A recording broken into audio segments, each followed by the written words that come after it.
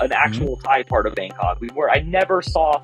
If you name 10 things touristy in Bangkok, I have seen none of them. You learned some Thai, which I assume it's not an easy language. You can't show up and be like, well, I'm not going to push. Okay, you're never leaving. Street food in Bangkok or a burger in San Francisco? I have 2 feet that in America are called feet, and that's all they are. In Thailand, my feet are like weapons of offending people. Speaking Thai fluently or mastering the art of Thai cooking? So after a while, it's a really fun vacation because you're allowed to stare at strangers. Welcome to this new episode of Expat Experts. Today, we have a fascinating guest with us, Mike Oppenheim.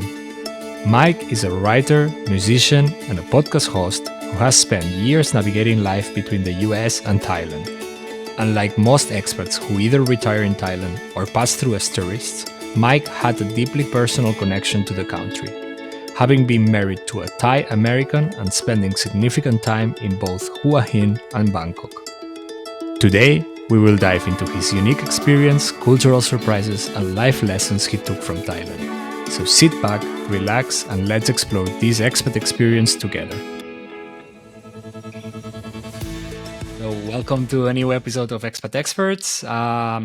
Today, we will dive into a unique experience. It's a little bit of cultural surprises, but also some perspective from someone who lived in Thailand and did it as a local a little bit, not as a tourist spot with a family in there. So first of all, thanks a lot, Mike, for accepting the invitation and for being here today.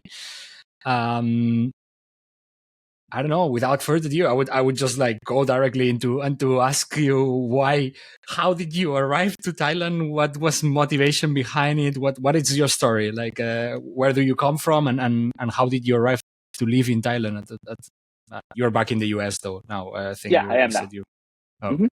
So yeah, from the beginning, you're originally from US, correct? So I was born in New York City, the United States, but by the time I was 3, I was living in the San Francisco area of California.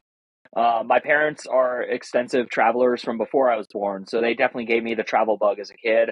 My first time abroad was to Athens, Greece. I was 12, turning 13, and it was life-changing. Before that, I'd only been to Mexico, which Americans don't really call going abroad because it's just like, especially in California, it's not a long trip.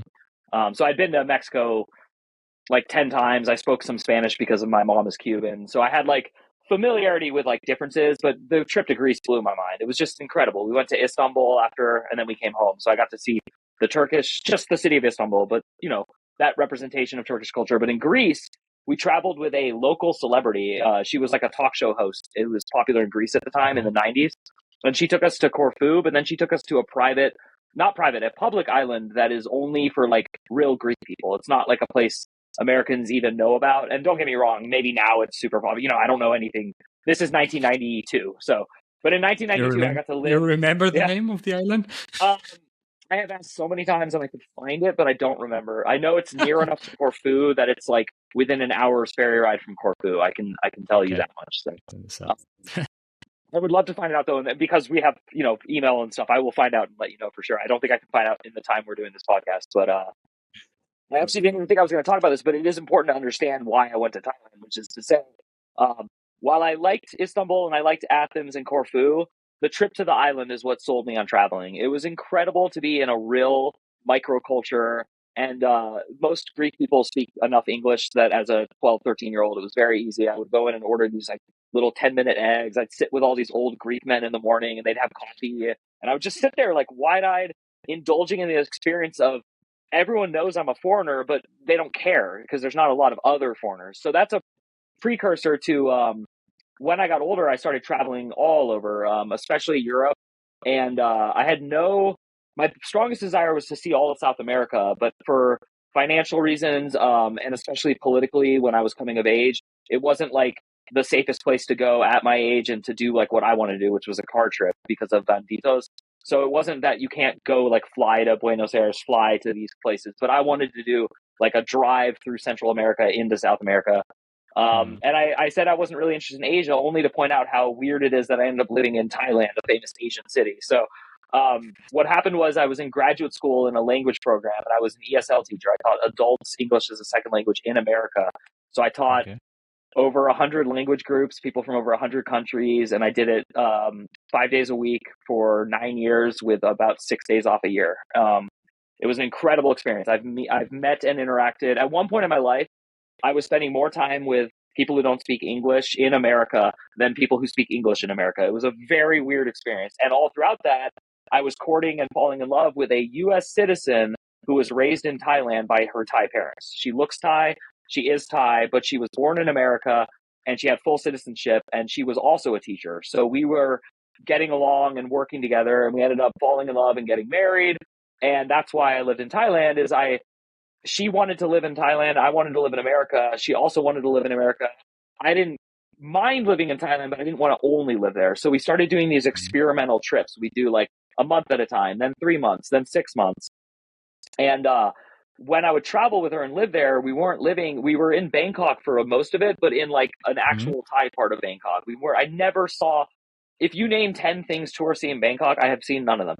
I have never done like a white American tourist trip to Thailand. I also, same with Phuket. Like, I can't tell you what these popular destinations are like. I can only talk about Hua Hin and the parts of Bangkok I was in, but I was immersed. I did at one point speak Pidgin Thai, I would say like a 5-year-old. I got pretty advanced. Thai people were surprised by how much I was able to do, but also not like impressed and ready to talk to me like an adult. So, I was I'm not bragging is what I'm trying to say, but that's most of what I want to talk about today is culture shock and how hard it is to try to belong, feel like you never belong. And even with a family who speaks some English, they would break into Thai whenever they felt like it. They would literally talk about me in Thai. I could tell they were talking about me. I knew enough pronouns and words. It wasn't even like they were saying mean things. It was just, why would we talk in English, which slows us down? So it was like that constant feeling of frustration where you want to take part in an adult conversation. You feel like, for Americans watching, you feel like the kid at the Thanksgiving kids table. Like, you feel like no matter where you go, like, you're just being told, like, you go over here where it's safe. We'll bring you food. We'll bring you water. If you need something, kind of like make a motion. And so that's, I would say that's a good introduction to why I was in Thailand. And so that was a period of 3.5 years where I was living on and off in Thailand. And the longest, like I said, was about 6 months. Yeah, it's really interesting because at the end nowadays, like what you get from Thailand, no, like the images that you get from Thailand, especially now, I don't know back then. I assume it has been always a super touristic destination at the end, if not the most touristic place in South Asia, probably. And now this whole, since some years, you also see this whole bunch of digital nomads living there, but not being really connected to probably what is the real Thai experience, or like being a local in there, no? But in the way that you say it, also you had difficulties, even though you were having the option of like being part of a family and being in a non-touristic area, more like a local spot in Bangkok, as you said. It was difficult for you, I assume, like the connection with the people. It's not only the language, it's also like they try to protect you a little bit, maybe, or how was your first impressions when you arrived there? Like, that's a really I should full disclosure, I am divorced from the woman I married. We do not talk anymore. We have a son who we share, and it's not a great situation. I'm not going to get into it because it's not there's no point to it, and I hold no animosity. Her family was always fine with me, but they are I think my son would be okay with him watching this someday and hearing this. They're weird. They're not normal Thai people. People in Thailand would tell me that. They would tell me that about themselves. They were most Thai people are extremely social, and they were not very social. So they're very normal in the Thai tradition of being family oriented and having a large family and always being welcome. But they were not. There's a big class divide in Thailand, and they were on one side of it, and their side. This I don't mind saying because it's my opinion. They were on a political side I would not be on if I lived in Thailand. So, like, as a U.S. citizen who's dealing with the political stuff going on here, which everyone knows what I'm alluding to, I would not have been on the side her parents were on in Thailand, which was a similar side as the side I'm also not on in America, which is preserving wealth and class and like keeping that division pretty hard. And for those of you who understand Thailand and like the history of it, I was there in 2013 to 16. So it's after they had a prime minister get caught for bribing the public. He was thrown out. And so it was like very hard as an American because The person they threw out was a scumbag. The person they replaced him with was a scumbag. This actually, I was going to say this at the very end, but I will bring it up now because I think it's important. It's a kingdom. So I was living in a kingdom, which is not what you think when you hear an American talk about a kingdom. It was not like, the England has a figurehead named Queen Elizabeth. No, no, no. Their king had real power, and you stand up and you like pray to him, and it's very different as an American. There's no free speech, none whatsoever. So to go back to what you said, they weren't protecting me, but they were like very dismissive of like if I asked a question, anything that even came close to politics, they would go, "We don't talk about that." Like no matter what, like never. I couldn't get one word. My wife, she'd talk about it like all as much as I wanted, but she wasn't politically educated, nor did she care. She had like no concern. She was raised in a class where that's like not her job. It has nothing to do with sexism. She just didn't care. So they had servants who were the kind of people I would normally get along with and like want to know, but they were not allowed to talk to me either for a different reason about that kind of stuff. And so like at restaurants they would order for me, but that was actually awesome. Like the best. Like we go to Hua Hin and they would order like off the menu things that only Thai people know how to ask for. They never once said like make it not spicy for the the gaijin, the like the white guy, the what do they call us? Anyway, it'll come to me. Or not papaya, but there's a fruit that's white, and that's what they called us. Okay. Okay. Yeah, That yeah. makes sense. Which is also funny. I do like to bring this up because I think Europeans and Americans have this idea of like nobility and cultural respect. Go live in an Asian country and you will see no cultural respect for the European or Western cultures, but not in a mean way, just in a like, it's pretty normal to be dismissive of the other. And like, I think it would do better for Western people to understand that when they're dealing with Asian countries and other countries, because I think they expect us to have dictators and leaders who are strong.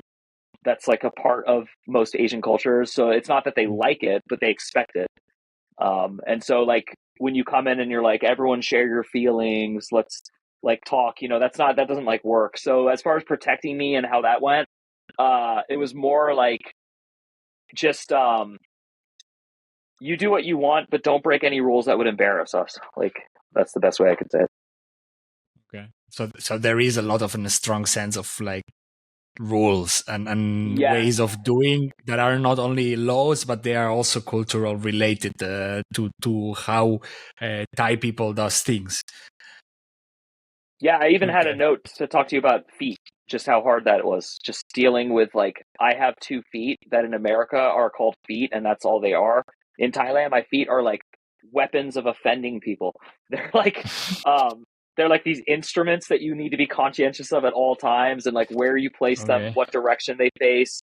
If you need to know the age of people in a room so that your feet aren't like offending the older people. And if like there's all old people, you might want to like tuck them. Like there's just like, and no one's going to tell you these things. They're just going to say, I really wish I could remember the word they called white people because it was what I was called all the time. It'll come to me, but they would just say like, oh, he's that. And like, that's why he's doing it. But it wasn't like, that's okay. It was like, that's really rude. He didn't take the time to learn our culture. And so I did take the time. But the first time I didn't point my feet the right way is when I started learning all that. Like, learning by finger pointing at you, probably. Yeah. I see. You said something curious though. That's a funny thing. Like everything started with the trip in Greece and an island, no, for yourself, and like trying to, like it triggered. Also, you said like your parents were well traveled, which I think it's something that also marks a lot. If you travel with your parents when you're a child, and then you start sparkling this curiosity of seeing. Were you though interested in living abroad, like, or it was, oh, I want to travel and like be a tourist and discover as many places as you want to discover, but was it an objective in your life to be living abroad really, like at the end it happened, but a very strong one, and I don't have regrets, and I don't want to go back. I have a beautiful family. I have 3 children, 2 with my wife and 1 with the woman we were talking about, and I love them. and I'm glad that my life worked out the way it did. But I did always want to live in a foreign country, and now that I've done it, I still would want to do it if I was young, but I would not want to do it at my current age or older because um, it's when you're young, it's easier to be alone and deal with the feelings of loneliness, I think. Whereas when you're older, you just know how much that sucks and you don't want to so it would be much harder to move somewhere. And also, if I moved somewhere with my wife who speaks English, we wouldn't be living in a foreign country. We would both be talking to each other in English all the time, going out and feeling like these people don't get us. It'd be it's not. I've never heard a good story of a couple who moves to another country in that way. You have to really. It's a young person's move, in my opinion. So, but I did. I always wanted to live in a foreign country. I wanted it to be a Spanish-speaking country because I had a leg up on that because I grew up listening to my relatives, so I had a good ear for Spanish. And also, I'm attracted to the Latin American vibe, that kind of my mom is part Cuban and from Tampa, Florida, so I just kind of like the Spanish. It's from Spain, but I like that architecture, that vibe. I don't. I never had a specific country, but I know that was my dream. And then I've spent a ton of time because of the school I worked for. They would fly me to London a lot in England, and I would go to Ireland and other English-speaking countries, Canada, and that would. That sounds annoying. Did you consider at some point staying more permanently in Thailand without this back and forward? I mean, you increased. No, you start with 1 month, 3 months, 6 months, whatever. It was a moment where you were saying, "Oh, maybe I live here for Oh no, some we were. Yeah. rest of your life or not." So we got married in 2013, the very end of it. It was literally December of 2013. And we had a plan. We had an agreement, my wife and I. We were going to move to Thailand permanently in 2019. So what happened was we started going to Thailand 2014, 2015, 2016. By the time 2016 rolled around, she started hating living in Thailand. Okay. So it was but she also didn't like living in America more. So, I mean, this is something I will admit about my divorce. I didn't live with a happy person. She didn't like Thailand. She didn't like America. And it started to become obvious to me that her problem was being happy, not the location is what makes you unhappy. And I could get into this more, but it's not important. But I do think people should consider this, that if you're unhappy, moving is never going to make you happy. A better person coming in or out isn't really going to help. It's happiness is a condition you remind yourself of. You have to look at life differently. You have to learn your own personality and brains and moods, and you have to forgive yourself when you have days where you hate everything. You just have to that's a huge part of growing up. I'm in my 40s and now I get it. There's just days where I'm not going to wake up and I don't feel like being a human. And so with that said, I actually started to really enjoy the experience and I was getting ready to move there, but I'm not going to lie. I felt like I was being told where to move, told how to live, because she wanted to live an upper class life in Thailand. And I don't I will just say this, it's rude, but I don't really like hanging out with rich people in any country. I just don't. It doesn't mean I don't like wealth, I don't like money, and I don't respect people who have money. But there is a type of person who self-identifies as rich. I don't want to be around them. This family would just point out how expensive things were. They would tell me how poor other people were. We would drive through the countryside and they would say oh, those poor people. And I would look at them and say, oh, those people who have no rights, no vote, and who are second-class citizens working for a king. My brain is going American all over. So, so yes, I did want to live there longer, and I did, and I would. Thailand is a really cool country and culture. Speaking the language opened up a huge, wide window of opportunity. It's called the Land of Smiles, and it's not fake.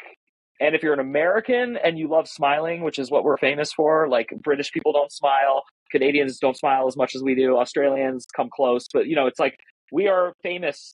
Hate us as much as you want, but we smile a lot and we kind of need it. Thailand is your place. It is the only Asian country where it's appropriate and nice and rewarded to smile at others. And it's it is a great feeling. It really is a warm culture. They love making fun of themselves and you, which I love. It's a very sense of humor driven culture. So, and would say again, at the risk of even my future flights there and going there, you do have to take your American First Amendment right to speech and like all that and just throw that away. If you're going to Thailand, that is a country that will throw you in jail, and they don't need to call a lawyer, and they don't need to tell your family. Like, you need to like really get that through your head if you're going to Thailand. I would just say that to any young American. That makes sense. I mean, that happens in a lot of places, actually. So I mean, it's not only Thailand. yeah. Well, that's what, going back to my experience in the school, that was what I would really learn, that Americans are full of warm naivety. Like, it's a very like loving naivety, and it gets mistaken for being stupid and idiot and ignorant. It's actually a cultural thing that we like say, like, assume the best out of people, put your hand out when you meet someone, smile, get to know them. Like, we just have this built in.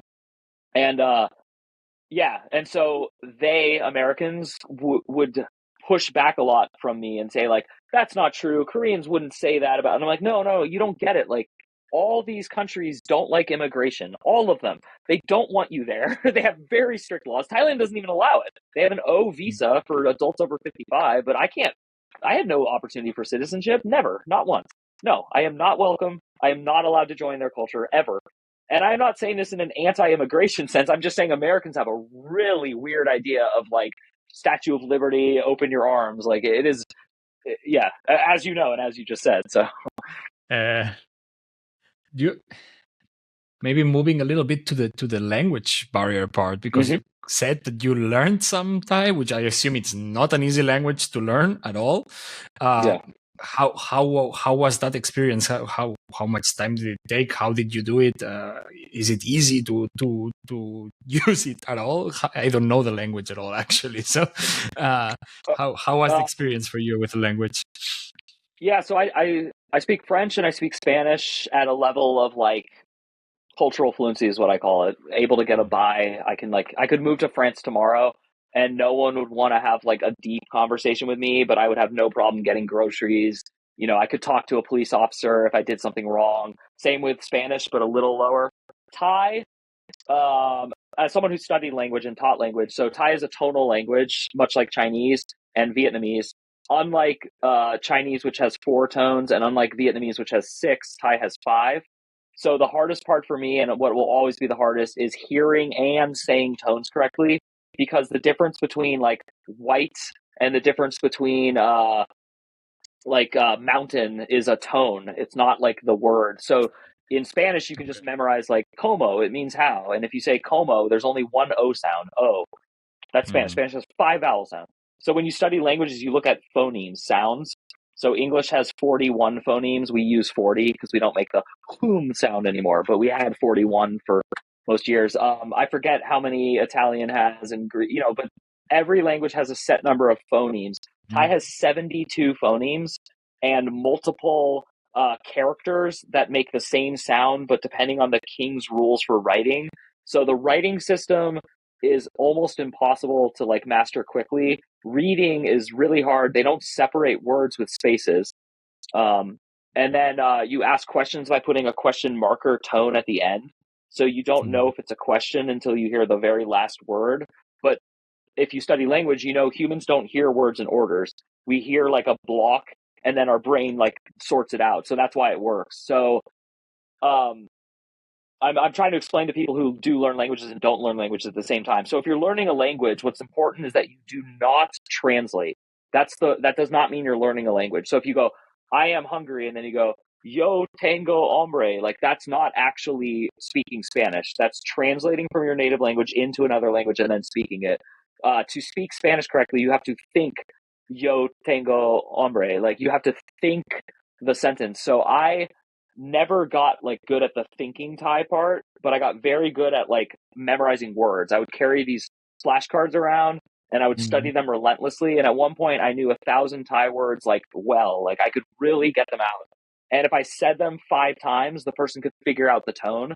So my output got high enough that I was actually pretty confident. I was able to like explain who I am, where I'm from, that I have children, that I'm married, that I like sunrises more than sunsets. Like I could get that advanced, I could like talk about like likes and dislikes and things, more or less like issues of of like modulation, like changing degrees of how much you like something. So I was getting like pretty good like that. But as far as like going from one language to another, what they study is language A to language B is all you have to know. So there's no correlation between like you speak Italian or you speak Greek or you speak whatever language and then like now you learn languages better. It's just like English and German are incredibly similar, so it's much easier to learn German or English if you speak either. Much easier. If you're an English speaker and you want to learn one foreign language, German, and then if you speak Spanish, obviously Italian or French, like there's no brainer. So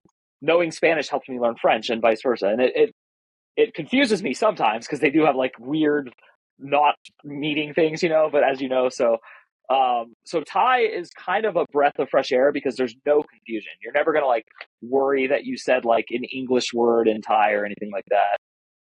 But it took 3.5 years to get to a level that I think I could have gotten at in 1 year in Spanish, and it's entirely because of tones. I still have so much trouble with two of the tones. They just sound the same to me. It's so hard. There's five. I can easily get like the two really weird ones, and I can easily get the main one. But the three that are like around the main one, they just all sound the same to me a lot. You also have to get used to speaking like a cartoon character. Like if you want to make a high tonal sound, you have to make a high sound, and that sounds effeminate in English. Like no matter what, you sound like a girl would talk, and that's not how a man would talk.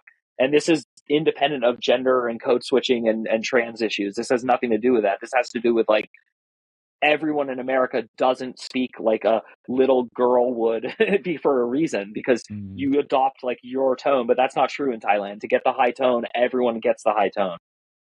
And you need to arrive to that tonality. So it's also required for speaking. It's not that you need to do it, but that's very interesting actually. Like, yeah. Maybe one last question before we jump to the next section. I would ask you, what about the day-to-day challenges? Like I assume like the rhythm is another between US and Thailand. Things happen at another speed. And because I don't know, I lived in Germany, I lived in Greece, and between Germany and Greece, for example, things change and it's still Europe, but life in Greece, it's much more calm, much more relaxed. Everything happens, and if it needs to happen, it will happen. While Germany, it's a little bit more like rhythm and structure, or whatever. Maybe not structure, but in the sense like things needs to be promoted to happen. In Greece, everything it's like if it happens, it's not. I don't know, how is the day to day like life in Thailand? Is it more like in the relaxed side of it, or it's more like in the hardcore lifestyle? That's a really good question, and I have to separate Hua Hin and Bangkok again. So Hua Hin is if you're in Thailand, it's famous because it's where the king built his palace. And I forget which king, but I think the most famous king, Chulalongkorn, who went to the West and modernized the Thai government. He put parliament to it. He's their hero. Their Oxford is named after him. So if you go to Chulalongkorn University in Bangkok, that's like, the number one school. And he really is cool. I've read a lot about Thai history because that's part of when I decide to learn a language. I think it's equally important to learn the culture along with it because I was a language teacher and that's how I taught English to people is, well, you got to understand why we say like the cat's out of the bag. Like you can't just teach someone an idiom. You got to like explain it, So, and so Hua Hin had a tourist vibe to it. It was like a very like, we're here to allow Thai people and Western people to have like an interesting vacation. There's like a big shopping mall and stuff like that. Bangkok is like, we're competing with other cities. We're competing with Tokyo. We're competing with like, the major cities. And it's like an industrial city and it's the same size as New York. It's 12 million people. It's got a similar amount of like skyscraper. Like it has a very New York City vibe to it. Very. Here's where I would say Thailand is very different from, as I've been to big cities in every European country, I've been to enough that I would say the biggest difference is the approach to food. It's much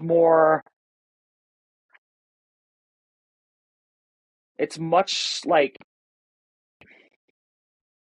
food is like really important still. I don't like, it's very hard to explain this, but like they're not overweight. It's not the way Americans like overeat and like food is very important to us. It's not like a messaging on TV thing.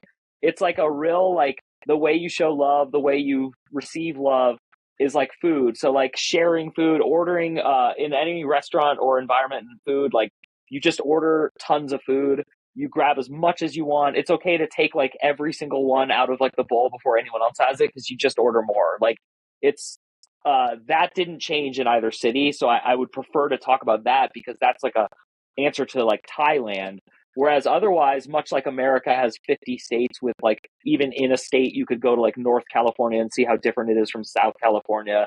So I would say that like Bangkok is a big, industrial, smelly, fast, don't cross the street at the wrong time, like motorcycles everywhere, people like bicycling, just like totally reminds me of New York City, totally does not remind me of Tokyo, does not remind me of like clean, like Korean city, like Seoul, like that. Eastern Asia is very different from, I would say, like Thailand and Vietnam are much more similar.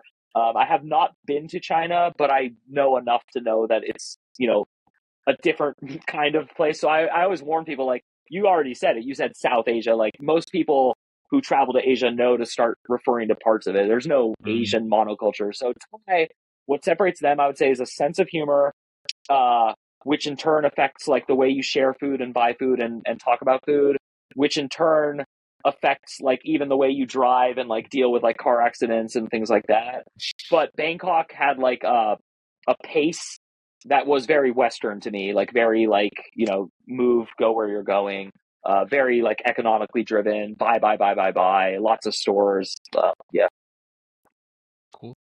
Sounds very interesting. I need to go. I've never been, and it's one of the places that I have in the list. The food is the reason to go. I won't lie. Just like Thai food is the best. It's like amazing. Yeah, I know. That's. I think there is a question from one of the audience later talking about food, so we will get into that a little bit more. So maybe just to close this first part, sure. What would be the hack advice that you would give to someone who is willing to move to Thailand, not as a tourist, but really going there on the first place? Like, what is the number one advice that you will give? You already give some tips, so that's very nice. But what should you recommend to someone who is willing to move as a real move to Thailand? I would recommend go slow, go easy, and don't expect fast friendships. It's not like our cultures. You don't make fast friendships. You don't trust as quick. You get the iceberg theory is true in every country, in my opinion. But in Thailand, I warn people that getting to know people and asking personal questions is below the iceberg. And that's not below the iceberg in a lot of other countries. So it would be okay for me to ask you, like, are you married? Have you been married? But like, if you give me no indication that you want to talk about marriage, I should shut up in Thailand. Like, I should not ask that question in the first place.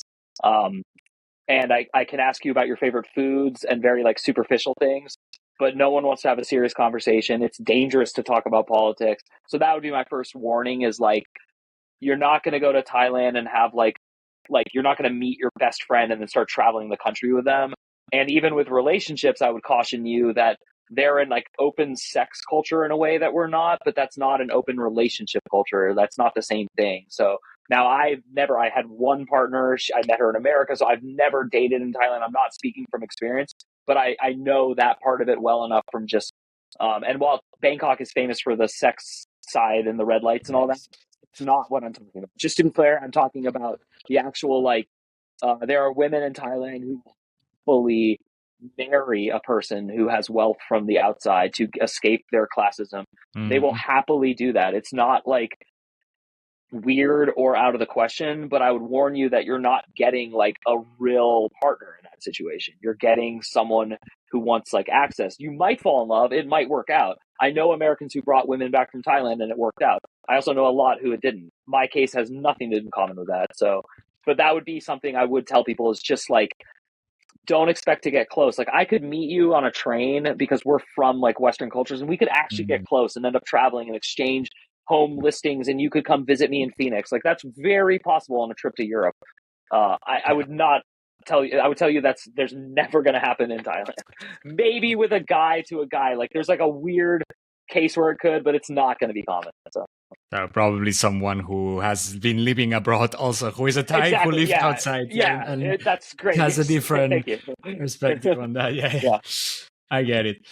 Well, I would say that with this part close a little bit on knowing your story, we can do this second section that I like to call like a little bit of mini games, but it's a little bit more like in a cultural deep dive, and finding funny stories, funny comparisons of between, in your case, USA and Thailand, but also finding a little bit more about myths, culture shocks, etc., that might come. Hey there, everyone. I hope you're enjoying this episode so far. Remember that the best way to stay tuned with the latest episodes of the podcast is by clicking on subscribe in YouTube and in your favorite audio platform. For extra content and information, follow, like, and comment on our social media and visit our website, expatexpertspodcast.com. Thank you for supporting our podcast, and let's continue with the episode. The first one that I wanted to do with you today, it's this or that. Very easy. I will give you two options, and you need to argument why you would choose that. I think the first one, you already pretty much define it, and I think which option you will choose, but street food in Bangkok or a burger in San Francisco? Street food in Bangkok every day for the rest of my life, please. I thought meat on a stick. I don't even need any sauce. Just any piece of meat on a stick from any stand in Bangkok is better than almost anything I could get in my 6 million population city of Phoenix right now in America. Crazy. Riding a motorbike in Thailand or driving a car in the US? I don't know if it's a good thing or a bad thing in that case. Yeah. Story, which is my grandfather who passed before I was born. He died a heart attack. Nothing, but I never got to meet him. He worked in an auto shop. He repaired cars. And he said, I never repaired a motorcycle for someone who lived. So the only thing he told my dad was, you should never ride a motorcycle. And the only thing my dad ever told me is, you should never ride a motorcycle. I love driving, love speeding. I respect the don't drive a motorcycle policy. So I will choose driving in America. But I will also say, I suffer from road rage and I hate driving in America more than anything. It's the thing I hate the most. So, great question. Nice. No, I was just thinking on these videos in TikTok and Instagram and all of these people of the beaches with people full of like the covers from going without proper protections in Thailand and falling down with the motorbikes. Yeah. No? So with going with the bikini only and then you end burnt. Cool. The next one, I don't know if you've been, but Songkran Festival or 4th of July? Songkran is my ex-wife's least favorite thing in the world because she hates being sprayed with water. And Songkran is a holiday where children are allowed to spray adults with water, like as much as they want. So I'm going to choose Songkran in Thailand, but out of extreme, like funny meme, but just like picturing my ex-wife, how much she hated it and would talk about it. Like she wanted as hard as her only rule for when we lived in Thailand was, can we please not be there the first week of April when Songkran happens? I don't want to be in Thailand when Songkran happens. So it's so funny that you would ask that. Meanwhile, on 4th of July, I'm a dog owner, and it's the worst. Like, our dogs hate fireworks. So I hate the 4th of July in America. These are great. So I'm going to go ahead and go with Songkran. Any holiday, like Thailand's a very kid-oriented culture. Very. Like, children sleep with their parents in the same bed until they're 10 in some families. It's and then, this is funny too, at 12, you're like not a kid anymore, and they're like, you grow up. Like, so like, if you're a 10-year-old and you're crying and you're a boy, like your mom will hold you and hug you for like an hour. And then if you're 12, it's like, no, go. Like, so it's like, it's really abrupt. But Songkran is just wonderful because you get to really see how much Thai people will let kids feel joy, which is beautiful. It's beautiful. Really cool. So this one, I didn't have it write down, to be honest, but I will put it because you mentioned that you have Spanish or Cuban family, and absolutely then Mexican food from San Francisco probably, and from the area in California common. So proper Mexican food, spiciness of Thai food, or spiciness from Mexican food? Thai. There's nothing. Indian and Thai are like in competition in my mind. I've had both have made me sweat at this spot on my head. Mm-hmm. So that's like when like when you're sweating up here, it's a weird feeling. And in Thai, like, so my Thai family explained this to me, and I think it's true. I do believe them. Thai food is not why people love Thai food. Sauces is why people love Thai food. So it's like they just understand something about sauces, and they put like very few ingredients in each one. And that's the magic of Thai food. It's very simple. Most Thai dishes have like 5 ingredients. It's not a complicated big procedure with like 35 things. So the spiciness has to do with that, because they know how to like slice the pepper, how much to put in. It's like very scientific. But if you go to Thailand and you're like not spicy, like they just like look at you. They're like, well, then you didn't want Thai food. Like, what are you like? They have this papaya salad. Yeah, their salad. This papaya salad that's famous there is like, it'll blow your mind. Like, you're like, this is a salad? I'm sweating. I'm like covered. Like my armpits are like dense. Like, it's crazy. So yeah, Thai. Cool. Last one.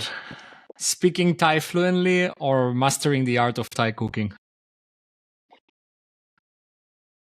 I think it's easier to master the art of Thai cooking. And I would love to master that. I cook and I love cooking and I'm good at it. And Thai is the one area I never got into because the family I was with had servants, and then when you go to restaurants, the kitchens are in the back. So I've never like seen someone make fresh Thai food. So that actually, you just got me really interested in that. Nice. I would love to know how to cook proper Thai food also. Yes. I would be on that side also. So I would go to the next minigame. Looking a little bit on the time, I would jump to the Thai superstitions and myths, if they are true or false.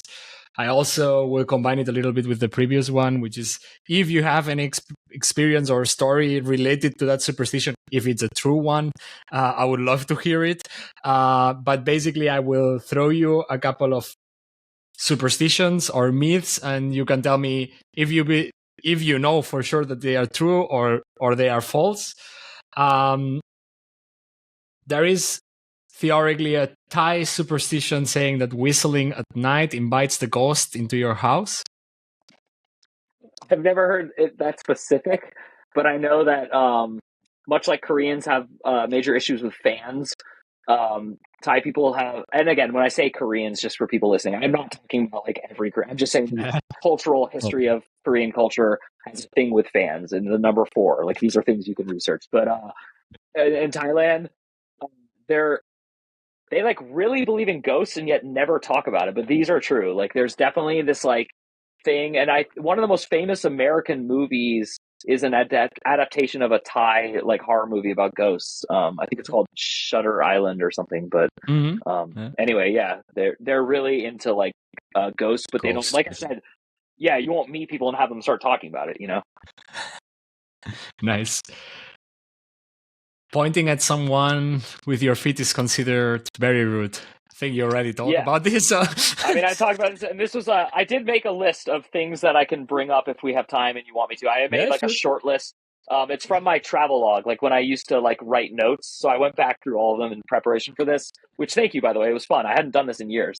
And I'd forgotten about a lot of them. But yeah, the feet thing was scary. It's like literally scary, because it would be like, let's say you come from a country where whenever you itch your nose, you do this, like, and then you go to America and they're like, people are just like, what are you doing? Like, yeah. And Thai people don't get it. They're not like, oh, this farang, by the way, that's the word for white people, farang, Farang. This farang doesn't know about feet. No, they don't care. You just gave them the finger. You just like made a gesture that is like vulgar. There's like other ones in Italy I could do. But the point is, that's weird for me. It's not weird. All of any cultural offense is weird if you look at it, isolated. But yeah, it's very true. And it would be the other thing I would warn someone who's moving there is I would say, like, really learn that rule and pay attention to it, and take your shoes off when you go in a place, and like be really respectful with your feet. Wash your feet. My wife used to wash her feet 3 times a day, every day. even in California where you wear shoes all day. Cool. I have the last one, and then I let you share a couple of your own, because for sure you have better input than me. So I read that seeing a gecko in the morning, it's bad luck for the rest of the day. That's weird. I never heard that one. And I don't even remember seeing geckos, but I did see a ton of lizards. They probably are geckos. I'm probably just thinking like too specifically. I don't remember that, but also I just want to reiterate the family I was with was super weird. They like really just weren't into some of these things. So I would, based on all my interactions with Thai people, of which is more than that family, I would say yes, that's probably true. I would just guess. I would err on the side of guessing yes. Nice. So yeah, definitely. I think we have some time for you to bring your own ones instead of me finding ones that I found on the internet. So if you have any on your list, I would love to hear them. Yeah, I'll just, these are just like things I observed that Americans would find fascinating, and I think most Europeans would. Like, I think we're close enough. Yeah, sure. So like I said, I stayed in Hua Hin a lot, which is the King's Vacation Palace. Mm-hmm. And what I thought was really weird about Thailand is I saw a movie in Hua Hin and I saw a movie in Bangkok. So I know that this is not like that one theater, but when you go to a movie in Thailand, when you go to a sports event in America, you have to stand and do the national anthem. I'm pretty sure European football clubs do this too. Like, I'm pretty sure, but I don't know for a fact. But in America, it is like a fact that when you go to a game, you're supposed to stand up, put your hand over your heart, and sing, or at least like say the words or pretend you have respect for the flag, and you stare at the flag. So in all Thai movie theaters, there's like a scene where it shows the king on the screen and everyone stands up and you sing the national Thai song. You don't put your hand over your heart because that's not what they do. But that was scary, and weird for me. It was never normal. It never got normal. And I just kept thinking in a very bigoted way, like, I'm not proud of this. You people are brainwashed. You people are brainwashed, you know. But then in America, when I see a bunch of us stand up and sing the stupid national anthem, I'm like, you people are brainwashed. You people, you know, so it's like, that's why I'm saying, like, it's just like their version of the national anthem. Yeah. Of course. And then, so that was the most jarring thing for me. The lack of care about the environment isn't like fake or funny to me. Like, they literally don't care. It's not like it's funny to throw trash out the car, and it's funny to like have trash everywhere. And there's a reason that companies sell their plastic and all their crap to Thailand. Like, that country is just like welcoming garbage from around the world, and they're putting it in landfills, and they pay people to like break it with hammers. And again, this is like, look, America is built on sweatshop labor in foreign countries, so it's not like we're any better. I'm a participant in using a laptop made by a company called Apple. I am aware of so I'm not like here to lecture anyone, but I will say that I don't throw trash anywhere except in the trash. I pick up other people's trash in America. I am a California raised hippie. I just am. I love like clean oceans. So it was very hard to live in a country that shows you its lack of care and doesn't lie about it. In America, we lie about it. We hide it. We lie. We're just as bad, and we all know it, but they're like, the toxins in the river are like visible. Like, you don't eat fish out of a certain river, like, you know, that kind of stuff. So that's one of the notes. This is in most Asian countries, I think, but they have dead chickens for sale all over the streets, and they always have the heads attached. And I always thought that was interesting, just because in America, we don't even call a dead cow. We call it beef. You know, like, we have like fake words for everything. That's another thing about learning Thai is like, what's the word for beef? What? You mean cow? Like, you just call it cow. You're eating cow. Like, kids know they're eating cow. Like, that's, you know, there's no pork. It's just pig, cow, chicken.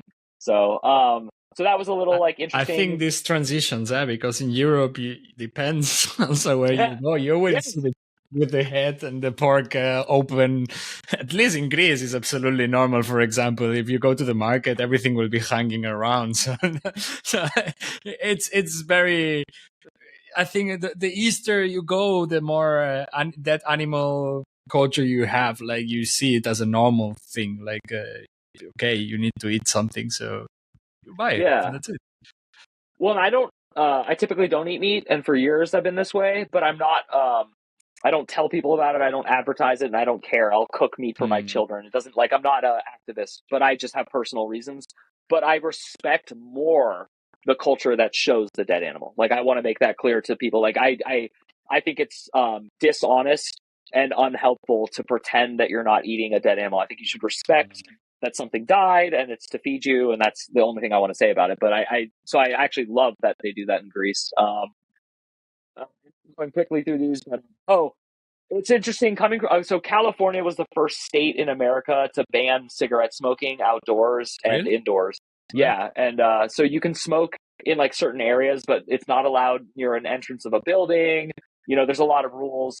And Thailand, it's just like a smoking culture, and it was just crazy to see like you can't smoke in movie theaters. Like they have like one rule basically, but it was like very interesting to see adults smoking, holding it down below their waist where kids can like smell it, and like no one would like wave smoke away. You know, people just blowing it everywhere. So that was just interesting because you know you can see that in movies, but I didn't even grow up in a place where I saw that in the 80s in America. No one moves out of your way ever, and you have to push people, and you have to. It's not a choice. So you can't show up and be like, well, I'm not going to push. Okay, you're never leaving. You'll just be stuck in a shopping mall while everyone goes around you. Like you need to literally push your way Go through for people. it. That includes children and the elderly. You do not push the elderly or children. You push anyone. If they're in public, they know they're going to get pushed. So you wouldn't let your kid be in public. Like if you're worried about your kid, you'd hold them up high. And if you're worried about your grandma, you'd leave her in the car. You wouldn't bring her in a packed environment. So that was very hard for me. Space issues are always hard for Americans because we are like, you know, one person in Used to one car. Like, yeah, and we're just like, so big things. they don't have Amazon, the company, which I know sounds like so silly to a certain portion of your audience, but No, Greece doesn't have Amazon either. So it's like it's just weird. Like you feel like helpless. Like my printer broke and I work from home and I needed it. And I was like, oh, I'll just order one and have it shipped. And I couldn't. And I had to like drive to a shopping mall and then I had to try to find a printer. It was like very just interesting because everyone says how much they hate Amazon here and everyone complains and complains and complains. Most of those people still use it when they need it. Like, so, you know, it's like a very fake thing. So yeah, that was interesting. Um, Everyone stares at you. This is the same in Cuba. I just want to, because I've been to Cuba. So this is very popular in Latin American countries too, but I was not expecting it in Thailand because since they care about feet and since they care about like, you know, how you like hold food and pass things, like I thought they would care about staring, but they don't. So I was stared at relentlessly, not because they never see white people, just because they're staring at me. And so what's weird though is you're allowed to stare back. So after a while, it's a really fun vacation because you're allowed to stare at strangers. Like you can study them. I wouldn't take out a notepad, like that would be a little weird, and I would definitely not photograph them. But yeah, you could just stare at someone. You could stare at an ugly person, an attractive person, this person or that. It doesn't matter. Like there's no one's gonna care. No one's gonna accuse you of staring. You are staring. They are staring. It is okay to stare. So that was, yeah. Very nice. This is the second to last one. I don't know what it's like in the cultures. You've lived in many cultures. So, but in America, when you sneeze, people are supposed to say something. What they say changes. Some people say, God bless you. Some people say, bless you. Some people say, gesundheit.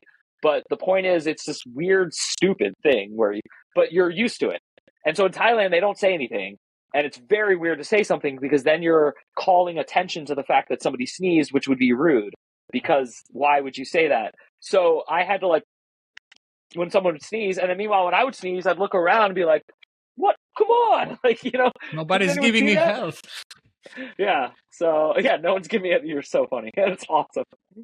And then the last one, I brought it up, but I want to read how I wrote it because I wrote it right when I lived there. So I'm just going to read what I wrote this note. Sure. When you order food, you order enough for everyone. And then when the food comes, you serve yourself as much as you want. So you take the dish you ordered for the table, but you take it first. And you take as much as you want. And then if that runs out, you just ask if anyone wants more. And if even one person wants a little more, you order an entire another order. You can use any utensil you want to serve food, including the one you're eating with, which is, according to Americans, disgusting and how germs spread. But also, they had like less COVID problems than we did. So I'm going to go ahead and throw this out there. Maybe we don't know everything we think we know. I don't know. I don't know how to explain it, but they didn't actually have the same problem we have. And they are a culture that pushes and shoves. And I think it's because they wear masks when they're sick and they're used to like, yeah. So, but I'm only pointing this out because when I tell Americans that you can take like your fork and then serve someone else rice with it, they're just like, that's disgusting and it's stupid and they must be sick all the time. And I'm like, no. And then, like I said, you never ask if you can take the first or the last of something. It's weird to ask, and it's always okay to use your hands. So you can, if you don't like using forks and knives, you can just use your hands in Thailand. No one cares. I love that. I'm a very relaxed person, and I just think when you're eating, you should just have fun. So Thailand is the most fun place for an eating trip. Like, Italy and Thailand, if you can pull it off where you go to those two, I would just say that's it. And then maybe a third stop in Japan. I would say those are my three favorite food stops I've ever been to. Cool. Thanks a lot for all of that information. That was incredible. And thanks Awesome. for preparing it. Yeah, just taking a quick look into the time, I will like to do a couple of questions. I received a little bit more, but we don't really have the time for it, from a couple of listeners who I asked Sure, whatever you want. for the questions for it. And Alberti Jan through Instagram sent me a question. What is the weirdest word or phrase that you know in Thai? Gosh, I wish I'd prepared for this. I was going to review my vocabulary.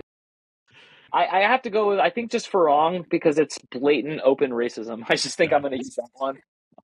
Just because it's like, I was in Japan and they do the same thing, gaijin, foreigner. Like, it's like, if in America we referred to people the way that these countries referred to us, we would be like, well, maybe we'd be president. I don't know. But the point is, sorry, I had to go there. No, that's good. But the point I'm trying to make is it was just weird to have like that open thing. But the one of the things I would always tell my students in America, so now I'm talking about teaching Americans as an American teacher, is Asian people don't feel like a minority in Asia, because not only are they not a minority, but they literally are 2/5 of the world's population by most estimates. So like 1/5 of the world is probably black, 1/5 is white, and 2/5 is Asian. So they outnumber all other races by their perspective. So that's part of why they don't mind hegemony and like, and so that would be nice. So maybe the second question that I will take, it's from Technic Seek 43 in YouTube. YouTube names are always weird. What is your favorite non-touristic food in Thailand, or what do you miss the more food-wise in the USA from Thailand? You can get it in the United States, but I would like sticky rice, the actual just thing that is called sticky rice. While you can get it in America, it's so like unique and interesting the way you use it to eat food in Thailand. So I would say that's something I miss in America, like that. And then as far as like specifically in America, you cannot get good Isan food. There's like one place in a part in San Francisco I found that is in the most dangerous section of town, because like the immigrants who moved there are like very poor and it's all they could afford. I'm sure it's closed by now. It was like barely staying open in the 2013. There's Isan is the northeast region that borders Laos, and that's all Thai people's favorite food is Isan food. Central Bangkok food is like a laughing joke to them, and that's what like pad Thai is. So I've never in my life ever seen pad Thai on a menu in Thailand, let alone seen anyone talk about it or order it. It's like they don't even get it. They don't even think it's famous. For some reason, whoever came to America and popularized Thai food thought pad Thai would work. The drunken noodle is pretty similar in both countries, if you like that one. But yeah, I miss the Isan. Like, it just is, it's unique and it's flavored and it's spicy different. And I have to be careful. I get good food in America by Thai people, but I'm convinced that because we don't grow Thai food like plants the way they grow it there, I think that's the problem. And that's what I read about everything. That's like even Italian food here. Like, unless you get the same grains that weren't Monsanto seeds, you know what I mean? Like, there's a big issue with production and Monsanto and all these things that I think is actually why Thai food isn't as good in America. So. Makes sense. So, Mike, before we wrap up a little bit, of course, I want to give you the floor to where people can find your work, if you have any project that you want to share with the audience, and even if they want to contact you, because this conversation has been very interesting. So I suppose there will be some people interested in knowing about your life. Where can people find you or find your projects? Yeah, as I hope was obvious through this interview, I'm a happy, friendly, nice person who loves to help people. I was a teacher. I still love teaching. So if anyone wants to reach me, I have a website, mikeyop.com. It's a combination of my first and last name. So MIKEYOPP.com. And if you go there, not only can you subscribe to my free service where I send a once a week email, which is usually an essay or a nonfiction or fiction story, but I also host a podcast called Coffin Talk, where we talk about the meaning of death, which is how people think death works and then how that affects how they're living. But also to your point, if you just have a question, you don't need to subscribe or anything like that. You can just write me. I am, like I said, always happy to help someone. So I do have a career. I do want to promote my career. So please do so if you like me and like the way I talk. But with that said, it is not rude to contact me with just a question. Hey, I'm going to Thailand, blah, blah, blah. So both are fine with me. But I can be reached at mikeyop.com. And I am thrilled to have been on this podcast. I go on a lot of podcasts. You care more than most people. You try harder and you do a great job. And I just want to thank you. It was really nice. I felt humbled and also excited to come on your podcast today. You actually cared. You sent me an outline. You asked good questions. I ended up doing research. So keep doing what you're doing. It does matter. Thanks a lot, Mike. I really appreciate it. Of course, for all the audience, the website will be available on the description of the episode. Do you have any funny or unexpected story, a quick one for finishing the episode with before we close? Yeah. Something that you can remind.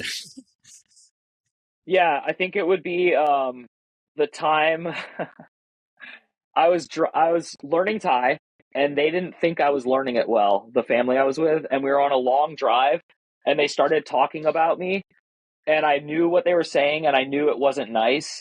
And so I said in a very fluent Thai phrase, I said, I understand you, and that wasn't nice. And I've never seen people get scared like that in my life. And it was the most thrilling, powerful moment of my weird life there ever, because I felt like they deserved it. I really think it's mean to talk about people in front of them. I just do. And that's not a Thai thing. That's not something they did a lot. I'm not saying they were always doing it, but on that trip, they were doing it a lot, and I didn't like it. And so that was my funny story, is it worked.